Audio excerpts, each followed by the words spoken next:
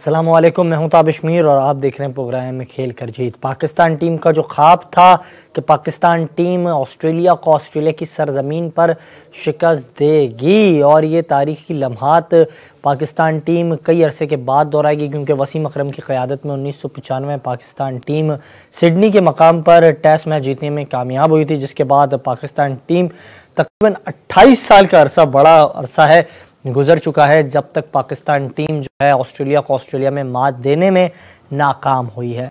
Pakistan team Shan Masood की क़यादत में दूसरा टेस्ट मैच खेल रही थी मेलबर्न के MCG ग्राउंड में, जहां चौथे रोज़ कोई पाकिस्तान टीम को शिकस्त का सामना करना पड़ा ऑस्ट्रेलिया के हाथों। और ऑस्ट्रेलवी गेंदबाजों ने जिस अंदाज से गेंदबाजी का मुजाहरा किया, पाकिस्तान के ओपनर बैटर इमामुल हक, अब्दुल्ला शफीक हों या फिर लोअर मिडल ऑर्डर में मौजूद बल्लेबाज हों, तमाम बल्लेबाज नाकाम हुए। शान मसूद ने पहले इनिंग में 9 सेंचुरी की और दूसरे इनिंग में भी उन्होंने 60 रन की इनिंग्स खेली। ताहम बाबर आजम, जिनका बल्ला खामोश था, आज उन्होंने भी 41 रन बनाए हैं। जिसके बाद मोहम्मद हफीज़ की जानिब से मैच के इख्तिताम पर, जहां ऑस्ट्रेलिया ने पाकिस्तान को 79 रन के मार्जिन से शिकस्त दी, तो फिर उन्होंने बरतरी भी हासिल कर ली सीरीज़ में और फैसला कुन बरतरी हासिल कर ली ऑस्ट्रेलिया की जानिब से। तो फिर डायरेक्टर कौमी क्रिकेट टीम मोहम्मद हफीज़ की जानिब से भी बयान सामने आया, उन्होंने प्रेस कॉन्फ्रेंस की, उन्होंने कहा कि पाकिस्तान टीम शानदार खेल रही थी, खिलाड़ियों की कारकर्दगी से वो मुतमईन हैं। दूसरी जानिब उन्होंने ये भी बात की कि टीम ज़्यादा मुत्तहद है और हर खिलाड़ी अपनी जारहाना अंदाज से खेल खेलता हुआ दिखाई दे रहा है। इसके अलावा उन्होंने ये भी बात की कि जिस अंदाज से पाकिस्तान टीम से मुतालिक जो एम्पायर का डिसीजन था, उस डिसीजन पर उन्होंने सवालात उठाए। उन्होंने कहा कि टेक्नोलॉजी में खामियों की वजह से वो नतीजा नहीं मिला जो हम चाहते थे। तमाम उन्होंने ये भी कहा कि एम्पायर के फ़ैसले में तसलसल नहीं है, जिसकी वजह से हमें नुकसान हुआ। वो कह रहे हैं कि टीम की कारकर्दगी से वो इसी हवाले से बज़रिया ऑडियो कॉल में ज्वाइन किया straight away from UAE Pakistan की क्रिकेट का एक बड़ा नाम तनवीर मेहदी साहब, जिन्होंने जब डोमेस्टिक में गेंदबाजी का मुजाहरा किया तो हरीफ बल्लेबाज जो उस वक्त के नामवर खिलाड़ी हुआ करते थे, सईद अनवर, आमिर सोहेल, बड़े बड़े नाम, जिन्हें मुश्किल में डाला, उनकी विकटें ली और डोमेस्टिक में विकटों की लाइन लगा दी थी। और फिर जब पाकिस्तान के लिए खेले तो भी शानदार इनका कैरियर रहा। जनाब, बहुत शुक्रिया तनवीर मेहदी साहब कीमती वक्त देने के लिए। Welcome to the show. Thank you very much Tabish भाई। सर, मैं इसी वाले से बात, मोहम्मद डायरेक्टर कौमी क्रिकेट टीम, उनकी जानिब से बयान सामने आया, प्रेस कॉन्फ्रेंस को वो आए। पाकिस्तान टीम अब शिकस्त का उन्हें सामना करना पड़ा ऑस्ट्रेलिया से, ऑस्ट्रेलिया में, और दूसरे टेस्ट मैच में शिकस्त के बाद ऑस्ट्रेलिया ने सीरीज़ भी अपने नाम कर ली। तो मोहम्मद हफीज़ साहब कहते हैं कि टीम की कारकर्दगी से वो मुतमईन है, खिलाड़ियों को अपनी जिम्मेदारियों का एहसास है, खिलाड़ी ठीक खेल पेश कर रहे हैं। तो शिकस्त की वजह फिर क्या है? हमारे ओपनिंग बल्लेबाज परफॉर्मेंस का मुजाहरा नहीं करते हैं, मिडिल ऑर्डर में आ जाएँ तो सलमान अली आगा जो बैटिंग से अच्छे रन बनाना जानते थे वो भी नहीं बना पा रहे हैं। तो हम गलती क्या कर रहे हैं अगर हफीज मुतमईन है? अगर हफीज मुतमईन है तो फिर तो बहुत अच्छा है क्योंकि अगर ऐसी परफॉर्मेंस होगी तो मेरे हिसाब से तो उनको मुतमईन नहीं होनी चाहिए ऐसी परफॉर्मेंस पे। मुझे समझ नहीं आ रही ये किस तरह ये लोगों को क्या बैक कर रहे हैं जी। क्रिकेट जो है, जो हमारे दौर में क्रिकेट थी वो एक डिफरेंट क्रिकेट थी। अभी आजकल के दौर में सबसे बड़ी प्रॉब्लम क्या चल रही है इनकी क्रिकेट में कि ये तो सबसे बड़ी बात है कि ये तो फर्स्ट क्लास तो खेलता कोई नहीं है जी। सीधा डायरेक्ट पाकिस्तान खेलते हैं, ठीक है। आपकी बैटिंग में निखार, आपकी बॉलिंग में निखार तब आएगा जब आप क्लास खेलोगे, ठीक है। जितनी ज्यादा आप क्रिकेट खेलोगे, जैसे लास्ट मैच में आपने देखा है कि फर्स्ट मैच में वो खुर्रम शहजाद अनफिट हो गया जी, ठीक है। वो क्यों अनफिट हुआ है? क्योंकि ये PSL से तो ये टेस्ट टीम की सिलेक्शन करते हैं। हमारे दौर में वसीम भाई थे, वकार था और बहुत से बॉलर थे। ये जब भी क्या नाम है अपना, जब भी तो ये लाजम अपने डिपार्टमेंट से या अपनी सिटी से फर्स्ट क्लास मैच खेलते थे। क्योंकि अभी जो सबसे बड़ी प्रॉब्लम है ये 4-4 ओवर करने वाले बॉलर्स हैं और जितनी ज्यादा आप बॉलिंग करोगे, क्रिकेट की जो फास्ट बॉलर के जो मसल डेवलप होते हैं ना, वो डेवलप होते हैं आपकी बॉलिंग के साथ। और जितनी ज्यादा आप बॉलिंग करोगे आपके मसल उतने ज्यादा डेवलप होंगे और आप और ये आजकल जो आर्टिफिशियल जो फिटनेस और ये वो चला हुआ है, ये मुझे सबसे बड़ा प्रॉब्लम यही है। और बैटिंग में अभी क्या है कि हमारे जो प्लेयर हैं, जो भी टेस्ट क्रिकेट खेल रहे हैं, जो भी क्रिकेटर हैं इस टाइम पाकिस्तान में, इनके लिए अचीव करना, बैटिंग में अचीव करना सिर्फ यही रह गया कि 30, 40, 50 रन करो और नेक्स्ट मैच पकड़ना। क्योंकि हमारे दौर में जैसे जावेद भाई थे या और आमिर सोहेल था, सईद अनवर थे, इंतमाम थे, ये लोग जब 40-50 रन करते थे ना, तो ये 100 की तरफ जाने के लिए कोशिश करते थे। लेकिन हमारे जो क्रिकेटर, अभी आप पहले टेस्ट मैच में देख लो ना कि इमामुल हक ने विकेट थ्रो किया अपने निकल के, 60 समथिंग रन किए और विकेट थ्रो कर दी। यही सबसे बड़ी प्रॉब्लम है कि भाई आप क्या नाम है, जो क्रिकेट खेल रहे हो, आप यकीन करोगे कि पाकिस्तान टीम की क्रिकेट देखने को भी दिल नहीं कर रहा। क्योंकि मेरा भी बड़ा डन बेटर पाके यूएई में यही है, कोचिंग करता हूँ मैं। जी बिल्कुल। लेकिन ये आप यकीन करेंगे कि ये वर्ल्ड कप से पहले से लेके अब तक, आप यकीन करेंगे दिल ही नहीं करता है इनकी क्रिकेट देखने को। बिल्कुल आपने दुरुस्त कहा। जिस अंदाज से आप गेंदबाजी का मुजाहरा करते थे, आपने उससे खूबसूरती के साथ जो है आज गुफ्तगू की प्रोग्राम में काफ़ी तफसीली तौर पर आपने तमाम महरक़ात पर बात की, और जो आपने खाता खींचा है ख़ास तौर पर पाकिस्तान की गेंदबाजी, फिटनेस, बल्लेबाजों से मुताल्लिक, आपने बिल्कुल दुरुस्त कहा कि एक ज़िम्मेदाराना इनिंग्स होती है, इमामुल हक हो या फिर दीगर बल्लेबाजों को खेलने लगते हैं, फिर गैर जानिबदार अंदाज से बिल्कुल एक गैर जानिबदाराना इनिंग्स को वो तब्दील कर देते हैं काफ़ी एक पॉजिटिव इनिंग्स को। तो इन तमाम तर चीज़ों के बाद एक बयान और सामने आया कि मोहम्मद हफीज़ साहब से मुताल्लिक हम बात कर रहे हैं। साबिक टेस्ट ऑलराउंडर अब्दुल रज़ाक की जानिब से बयान सामने है। वो कहते हैं ऐसा लगता है कि मोहम्मद हफीज़ मैनेजमेंट के मामलात को नहीं जानते हैं। क्या कहेंगे? मेरे हिसाब से जो रज़ाक ने बात की वो बिल्कुल सही की कि वो मैनेजमेंट के, क्योंकि असल में क्या है कि इनको डायरेक्टर बनाया गया है इसका, ठीक है, और इनका काम है कि वो मैनेजमेंट को चलाएं, उसको देखें। इनका काम कोचिंग नहीं है, ठीक है। क्योंकि मैंने इसमें देखा जब ये पाकिस्तान टीम का कैंप लगा हुआ था तो स्पिन बॉलिंग कोच थे सईद अजमल साहब, ये कर रहे थे, ठीक है। आपको अपनी डोमेन में रह के जो भी काम करना, आपको अपनी डोमेन में रह के काम करना चाहिए। मुझे तो एक चीज लगता है कि पता नहीं किसने इनका नाम प्रोफेसर रख दिया, ये अब हर जगह पे जाके अपनी प्रोफेसरी झाड़ रहे। इनका काम है मैनेज करना सारी चीजों को, ठीक है, ना कि कोचिंग में या ना आपकी जो क्या नाम है सिलेक्शन में, इसमें इसका काम नहीं है इनका। सर आपने बड़ी खूबसूरत बात की। आपने कहा कि किसने इनका नाम प्रोफेसर रखा। तो जब मोहम्मद हफीज़ साहब क्रिकेट टीम का हिस्सा होते थे, और मुझे याद है कि उस दौरान जो है रमीज़ हसन राजा साहब साबिक चेयरमैन पीसीबी, उनकी जानिब से तंजिया तौर पर उन्होंने कहा था कि प्रोफेसर है मोहम्मद हफीज़। उन्होंने कोई ऐसा लक़ब नहीं दिया था, उन्होंने तंजिया तौर पर उनकी जो गैर जानिबदाराना तर्ज़ अमल है उसको मद्देनज़र रखकर प्रोफेसर कहा। तो ये सारी चीज़ें तो खेल का हिस्सा रही है। लेकिन शाहिद खान आफरीदी का एक बयान सामने आया है। वो कह रहे हैं कि मैं जिस अंदाज से क्रिकेट देखता हूँ, मैं जिस तरीके से क्रिकेट को फॉलो करता हूँ, तो मेरे नज़दीक बाबर आजम एक बड़े बल्लेबाज हैं। और शान मसूद ने भी कहा कि आज जो इनिंग्स बाबर आजम ने खेली उससे ऐसा लग रहा है उनकी फॉर्म जो है बहाल हो गई है। ये पाकिस्तान के लिए मुस्बत निशानियाँ हैं। लेकिन पिछला एक साल जो 2023 का ये रवां साल जो है, इसमें बाबर आजम एक भी 50 करने में नाकाम रहे हैं टेस्ट में। क्या कहेंगे बाबर आजम की परफॉर्मेंस को लेकर? अब सवालात उठ रहे।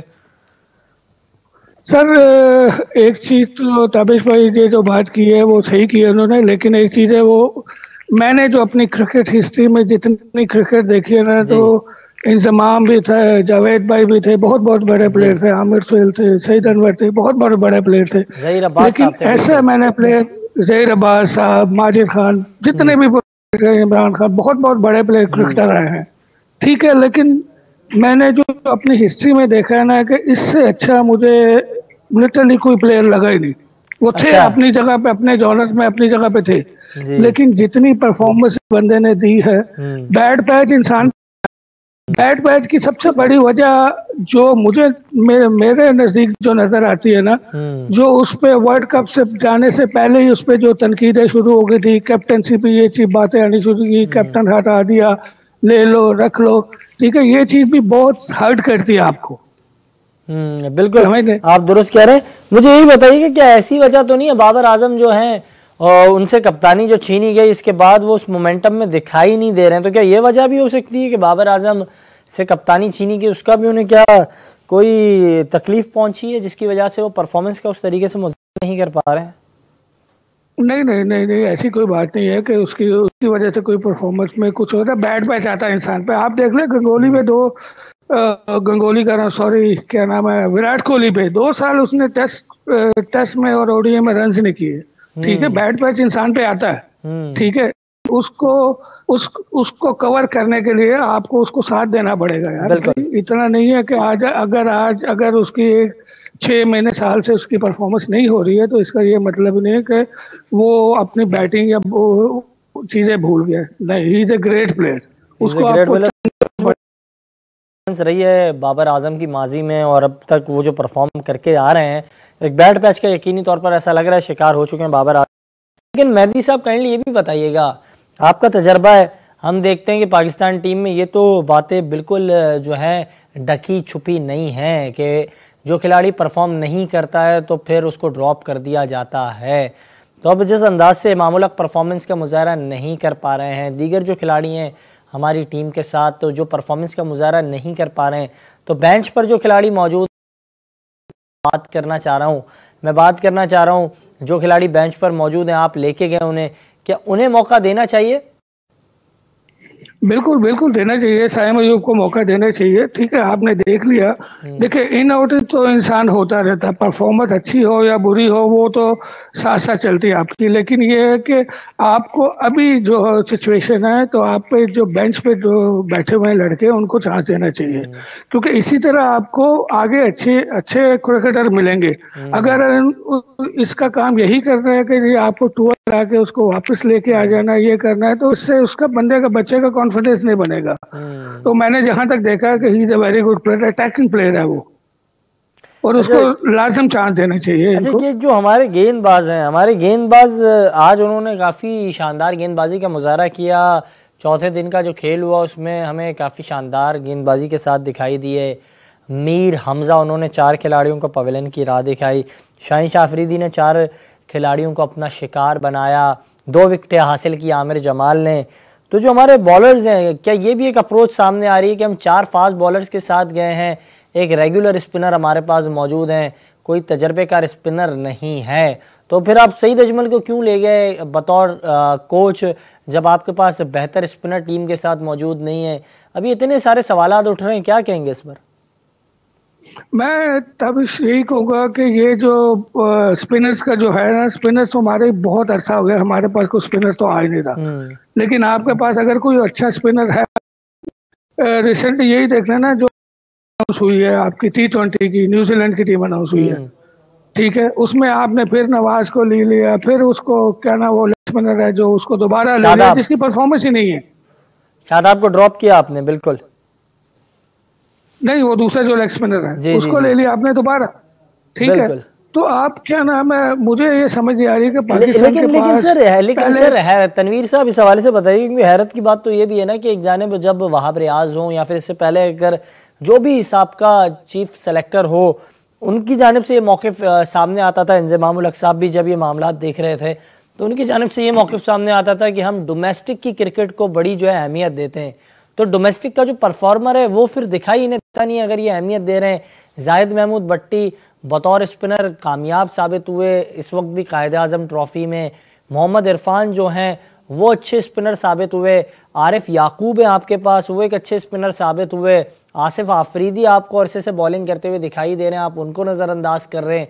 फिर और अगर थोड़ा मैं इस हवाले से गौर करूँ तो हमारे पास तो एक लंबी लाइन लगी है, सुफियान है, मेहरान मुमताज़ है, तो हम इन नौजवानों पर क्यों इतना जो है, कासिम अकरम है, हम क्यों नहीं इनको चांस देते हैं? सर यही तो सबसे बड़ी प्रॉब्लम है कि हमने एक टीम बना ली का, एक 20 का एक वो बना लिया कि बस इसी में से आपको क्रिकेट खिलाने, अगर अगले 10-15 साल इन्हीं में से लड़के खिलाने। ठीक है, हमारे दौर में भी होता था कि लंबे लंबे अरसे से लोग 10-15 साल खेलते थे, लेकिन साथ साथ आपको दूसरे नए लड़कों को भी चांस मिलता था।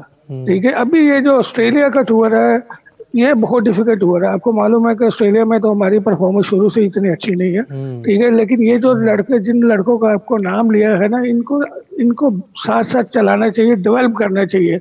आप सिर्फ उसको फर्स्ट क्लास खिला के बच्चों को, ये थोड़ी आप उनको लेके जाओ। स्लोली आप क्या करो कि उनको, जैसे एग्जाम्पल छोटी छोटी टीम है, उनके खिलाफ उनको चांस दो, उनको डेवलप करो। हमारा सर माजी में भी छोटी छोटी टीमों के खिलाफ जब बाबर आजम की क़यादत में टीम खेलती थी, नीदरलैंड्स हो या जिम्बाब्वे हो, तो भी हम अपनी बेस्ट 11 के साथ ही मैदान में उतरते थे।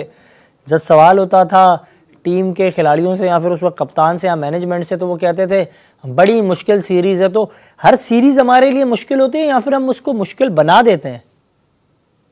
हम उसको मुश्किल बना देते हैं, मुश्किल होती नहीं है। हमारी ये जो होती है ना, छोटी छोटी सीरीज होती है, इसमें आपकी परफॉर्मेंस, आप अपने रन्स करते हो, आप अपने आउट करते हो, लेकिन क्या है कि आप दूसरी टीमों को देख लो।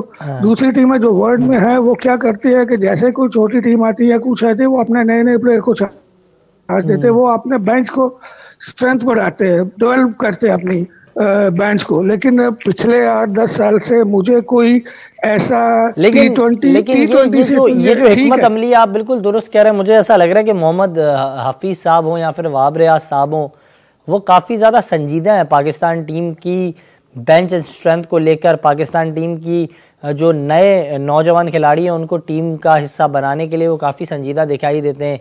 हमने देखा परफॉर्मेंस का मुजाहरा कर रहे थे अहमद शहजाद, लेकिन वो उन्हें दिखाई नहीं दी है। हमने देखा शोएब मलिक ने भी अपनी ख्वाहिश का इज़हार किया कि वो भी वर्ल्ड कप 2024 में जो होने जा रहा है उसके हवाले से तैयारियां कर रहे हैं। उन्होंने डोमेस्टिक सीज़न में हिस्सा लिया तो मौक़िफ़ एक जो है सामने आया वहाब रियाज का कि उनके रन्स जो हैं उससे हमें कोई एतराज़ नहीं है, वो बहुत बड़े परफॉर्मर है, जहाँ ज़रूरत होगी फिट हो जाएंगे। लेकिन फिर ऐसे देख रहे हैं कि वो जो टीम सेट कर रहे होते हैं फ्यूचर प्लान्स को लेकर, उसमें 4 विकेट कीपर्स को आपने एक ही टीम में जो है मौका दे दिया। भाई जन, यही तो सबसे बड़ी प्रॉब्लम है कि आप 4 विकेट कीपर लेके जा रहे हो। ठीक है, और दूसरी बात यह है कि अगर आप डोमेस्टिक परफॉर्मर को आपकी उसकी परफॉर्मेंस के ऊपर आप उनको चांस दे रहे हो तो उनको खिलाओ भी उधर। ये नहीं है कि सिर्फ आपने 16-17 रुकनी टीम बनानी और साथ को साथ लेके चले जाना। ठीक है, यही तो सबसे बड़ा प्रॉब्लम है। पिछले 8-10 साल से आप ये उठा के देख लो, हमारी जो हिस्ट्री है, हिस्ट्री में आपको ये बताता हूँ कि 92 इमरान खान जब उन्होंने जीता था, तब से लेके अब तक हमारी हिस्ट्री क्या है कि वर्ल्ड कप 92 के बाद जैसे ही वर्ल्ड कप आता है तो हमारे कुछ ना कुछ प्लेयर कोई आगे हो जाते, कुछ हम फ्यूचर का नहीं सोचते। बिल्कुल ठीक है, आप उठा लो, हिस्ट्री उठा के देख लो, आप मुझे बताओ कि कौन कौन से प्लेयर जो टीम आपकी सेट हो गई, सडनली 6 महीने रहते हैं तो 3-4 बंदे दूसरे आ गए। ये समय से बाहर है, हमने डेवलप ही नहीं किसी को किया। अच्छा सर, जाते जाते ये काइंडली बताते हुए जाइएगा कि शाहीन शाह अफरीदी जो है उनसे मुतालिक मुसलसल बातें की जा रही थी कि वो अपने फॉर्म में नहीं थे। वर्ल्ड कप में भी उन्होंने उस तरह से बॉलिंग नहीं की, एशिया कप में भी नबी तुली बॉलिंग करते हुए दिखाई दी। आज उन्होंने काफ़ी शानदार बॉलिंग का मुजाहरा किया, 4 खिलाड़ियों को आउट किया। अब उनकी परफॉर्मेंस को लेकर आप मुतमईन है? यार उस तरह तो मुतमईन नहीं है। देखिए लास्ट टेस्ट मैच में जो आप देखो कितनी डेंजर विकेट थी, लास्ट विकेट टेस्ट मैच में भी इनको आउट करना चाहिए था। ठीक है, तो प्रॉब्लम क्या है कि एक मैच में अगर आपने 4 आउट कर दिए तो आप सडनली आपकी फॉर्म वापस नहीं आ गई। समझना, बहुत सी चीजें ऐसी हैं कि जैसे अभी आप शाहीन शाह की बात कर रहे हैं, शाहीन शाह अफरीदी को मोस्टली लोग समझ गए हैं कि यार ये आगे बॉल करता, अंदर आता है। ठीक है, तो मोस्टली टीमें उसको समझ गई है, इनको कुछ नई चीजें करनी पड़ेगी। स्विंग है उनके पास, लेकिन रिवर्स स्विंग भी एक आर्ट है, वो हर एक बंदा रिवर्स स्विंग नहीं कर सकता। इसका मतलब तो शाहीन शाह अफरीदी, मैं इस बात को यूं समझूं कि आप मशवरा देना चाह रहे हैं शाहीन शाह अफरीदी को कि उमर गुल के साथ वो थोड़ा वक्त गुजारें, क्योंकि वो बॉलिंग कोच है पाकिस्तान टीम के, और अगर उमर गुल के साथ उन्होंने थोड़ा वक्त गुजारा तो वो रिवर्स स्विंग करना भी सीख जाएंगे। बिल्कुल बिल्कुल सही कह रहे हैं आप। उमर गुल का आप उनका देख लें, उनका कैरियर देख लें उनका। ठीक है, और इस टाइम आपको एक अच्छा फास्ट बॉलर आपके साथ मिला हुआ, क्योंकि मेरे तो हिसाब से अगर होना चाहिए था तो शोएब अख्तर को होना चाहिए था। I don't know Shoaib Akhtar को ये बोर्ड क्यों लेता नहीं है, ये समझ से बाहर है। लेकिन Umar Gul is very good choice. आपके तो पुराने दोस्त हैं शोएब अख्तर साहब, उन्हें कोई मशवरा देंगे कि वो टीम के साथ हो, पाकिस्तान टीम थोड़ी बेहतर हो जाए? सर मैं क्या मशवरा दूं, ये तो मशवरा मेरे हिसाब से सब क्रिकेटर को मिलकर बोर्ड को मशवरा देना चाहिए। बिल्कुल, बहुत शुक्रिया कीमती वक्त देने के लिए और काफ़ी ज़बरदस्त गुफ्तगू की। तनवीर मेहदी साहब हमारे साथ मौजूद थे, पाकिस्तान टीम के साबिक क्रिकेटर, और वो इस हवाले से गुफ्तगू कर रहे थे। आपने उनकी गुफ्तगू सुनी, उनका यही कहना था कि पाकिस्तान टीम के जो क्रिकेटर्स हैं उन्हें हम अहमियत उस तरह से नहीं देते जो साबिक़ खिलाड़ी हैं, और ये शिकवा हर खिलाड़ी ने हमारे प्रोग्राम में किया। आपको याद होगा सादिक मोहम्मद साहब जो उन्होंने भी कहा था कि ये बोर्ड जो है अपने उन लोगों को ही मौका देता है जो डिक्टेशन पे चलते हैं। तो मतलब सच्चे लोग जो है, जो काम करने की नीयत से आते हैं और जो काम करना जानते हैं, तो उनके लिए इस बोर्ड के जो दरवाजे हैं वो खुले नहीं हैं। लेकिन जो येस मैन पॉलिसी पर अमल बरामद करते हैं उनके लिए दरवाजे भी खुले, अपॉर्चुनिटीज़ भी उनके लिए मौजूद हैं और उनको नवाजा भी जाता है। ये था हमारा आज का प्रोग्राम। इजाज़त दीजिएगा, अल्लाह हाफ़िज़।